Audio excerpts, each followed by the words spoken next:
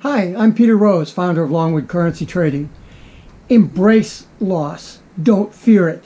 That's what I'd like to chat with you about today. It's a little chilly out, but I thought I would do this out on the porch here because it's snowing. As you can see, beautiful snow coming. It's early January of 2023, and I came out to get some wood for the wood stove, and I thought, well, I'll just do my video out here because it's pretty hot inside with the wood stove fired up.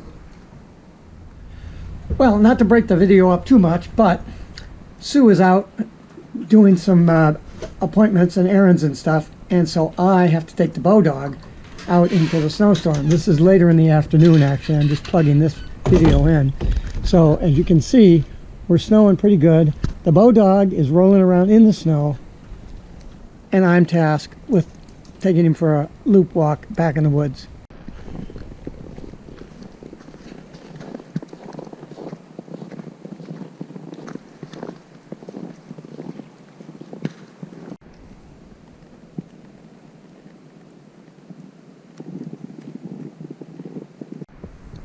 We'll go. Come on. Oh, God.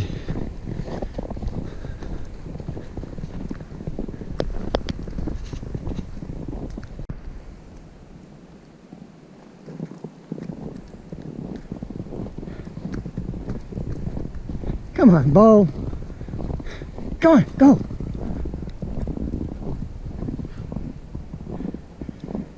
GoPro is supposed to have some stability to it, but I think this thing is bouncing around quite a bit. Regardless, got to be careful here and think, because I don't want to get lost in the woods.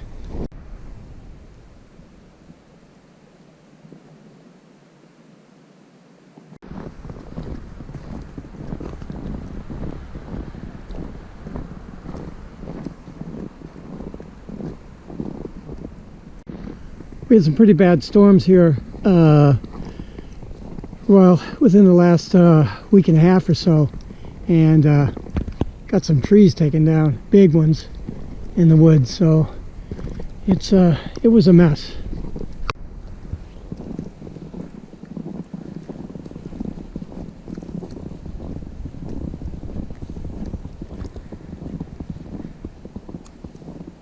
That's New England in a little bit of snow. If you fear loss, you're going to be hesitant about the wins that you're looking for. You shouldn't be trading currencies out of fear. You have to take care of the loss aspect up front. The larger the account that you trade, the more loss you're going to have to withstand from a dollar value. Maybe the percent against your risk or the number of pips or whatever is going to remain fairly the same. But if you fear loss, then once you get up to the points where you're going to have to withstand a $5,000 interim loss in order to reach your $20,000 gain or $10,000 gain, you're not going to be able to do that. So even at the lower levels, when you're starting out trading a mini lot or one full lot, and you're worried about losing on a full lot maybe $300 or $400, that's a large chunk, but you can't be afraid of that. If you have conviction in your trading, you have a good win-to-loss ratio and an average win value. Those are all metrics that are developed over a long period of trading. But if you start trading differently, then the metrics change and they won't support what's happening. As I was moving from trading 3 and 4 lots last year up to several months later trading 20 full lots, I had to do that in stages. And one of the things that I found out was that because you have to alter the way that you trade by staging as you move up into the higher lots. I mean, if you're trading 10 full lots, you don't want to go 10 all in and 10 all out if all you've got's enough money to buy 10 full lots. If you've got enough to play 30 full lots, then you could go in with 10 full lots. You're risking 30%, or you're putting 30% of your bank at risk, but that's okay. You're not going to lose 30% of your bank. You're going to lose whatever the pip count is times that you've stipulated times 20. Let's say you're paying $200 a lot at some point, and you go 10 lots, you're $2,000 out. So you're not losing the account on that. You have to understand how these numbers break down so that you understand that loss is part of the game. You're going to have to withstand losses along the way, and sometimes the trade will get away from you and you'll take a major hit. That happened to me last year. I took just an awful hit, and I'm finding it difficult this year in order to come back, because I realized that my approach in trading 15, 20, 25 lots at a time, staging them in, was changing my win-to-loss ratio. I didn't really understand that right away, because part of the learning process when you go from trading all in, all out, a few lots, to trading staging process, is that it does change your win-to-loss, and it does change your average win value. And those changes, because you're averaging out, if you don't pick them up right away, which you won't, and I didn't, then you're going, I must not know what I'm doing. And you go, well, I must know what I'm doing. I'm just going to hang on to this. And you can't. You can't hang on to that. I'm in a trade right now where I shouldn't have been underwater. I had a couple of $1,000 gain, and I'm going, well, I'm doing X, Y, Z. But I don't have good metrics trading at this level right now. I need to go back to a different process and gradually work my way through. Though the losses aren't out of line for the bank size that I'm trading, the frequency is troubling, and so I need to adjust that. In fact, I'm doing some whiteboard work right now and analyzing stuff, and figured out pretty much where I need to make some changes after the fact. And I'm actually writing a rules-based segment to the computer program that I was working on in order to do the analysis of this and what's causing those changes and how it affects the win-to-loss ratio and how that effect would alter the way that I need to trade. I guess the conclusion that I would leave with you is that in order not to fear loss, but rather to embrace it, is to understand that the loss is all part of the game and can't be a function of the dollar loss. You can only fear the loss if the number of pips that you're losing is getting out of hand. Then you've got a problem with your trading. And so even if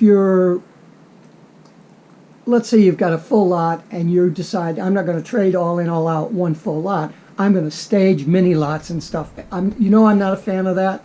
I don't think that's the way you're going to end up making a lot of money. I don't think you're learning the skills that you need to learn. Look, I've been there, and I know exactly what I'm talking about. I traded mini lots, and I traded one full lot for a long time, and 3 full lots for a long time. And all of that stuff that you do is base building. And then once you get up into the position where you're staging multiple lots with a large bank, or at least trading 10 lots at a time or 8 lots at a time, you really have to pay attention to where your average price from the staging rests in relationship to your current price, because the average on your trading platform, your average position value is not reflective of the skills that you're going to need if your average position value is too close to the current price. And there's a lot of math that goes into that, and it's not something I'm going to get into in a video. But what it is doing is it's showing me that the thing that I need to change as I migrate through into trading the larger lot sizes is the fact that I have to refocus even more strongly on the pips and not think about, oh, this is a $6,000 profit target or whatever, and I'm going to be happy to take 3,000 of that. I can't do that. It's a 10 pip profit target, and it might only be $500 that I'm going to make, but that's okay because there are principles, mathematical principles involved as to what your reasonable expectation of profit is as a percentage of the amount of money that you're putting at risk. And so there's where I've kind of got off the track of things. I'm used to making, as I was coming through, and the markets were so good, I'm making, $1,500 a day, $800, $900 a day on a large size bank, trading at $100 a pip or $150 a pip. But that then changes based on the number one, you're going to need to look at the volatility that's involved. A lot of the trading that I was able to do and learn so fast last year was because of high volatility. Once that volatility slows down, or it becomes what we call endpoint boundary condition trading, then you have to switch the strategy. And so my focus has been on this: take advantage of the big movements. And though I made an okay amount of money last year, I made about 25% on my bank, on my risk, I think, and about 25% on my bank and 30% on my, I don't know what it is. Doesn't make any difference. I made some money, and it was a nice chunk.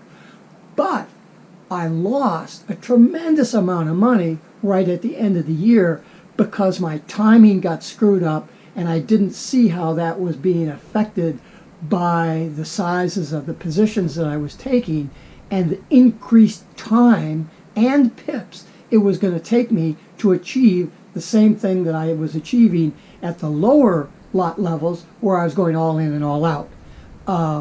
That's the point that I got caught, and I understand that, so I'm reworking a lot of that thought process now into my trading.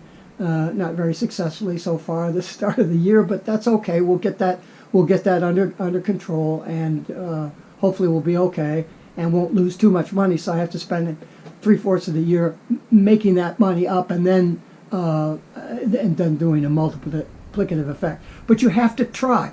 I'm trying different things. Sometimes it costs me some money. Sometimes I make a little bit money, and I go, oh, I only made $500. Well, wait a minute. You made $500, and you take that as a percentage of your bank, and that's doing really good. But what do you want to make? 2% of your money a day? Even in simple terms, you can't make 2% a day. If you make 2% on your risk at any given time, you should be jumping up and down. That's a huge gain.